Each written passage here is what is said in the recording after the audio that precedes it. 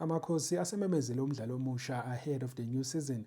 Kaizer Chiefs have completed the signing of Adolf Mtasingwa from Azam FC yakhona-ke laphayana eTanzania. Lo mdlali-ke asimazi-ke because kudlala khona kwelinye izwe, kodwa-ke abantu bakwazile ukuthi baphoste yona-ke ividiyo yakhe laphayana ama-highlights, and-ke amakhosi fans are impressed by his performances. Uyakwazi-ke ukuthi aphase-ke lo mdlali, uyakwazi nokuthi-ke adefende, and-ke uyakwazi-ke nokuthi-ke avele-ke khona laphana-ke espacini ecela lona-ke ibhola. So they believe ukuthi-ke he is an upgrade from uSibongiseni Mthethwa.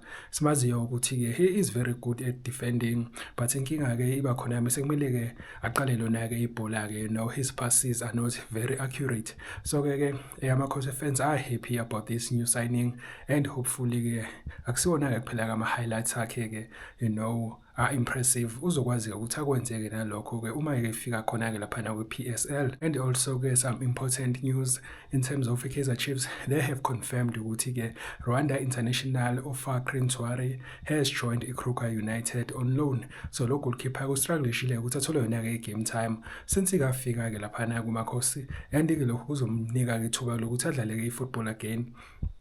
Because-ke laphayana eRwanda-ke bayamthanda kakhulu-ke. He is their #1 goalkeeper when it comes to iRwanda national team. So-ke this is good for him, and uzokwazi-ke ukuthi-ke maybe uzokwazi-ke ukuthi athole yona-ke i-game time kule season ezayo.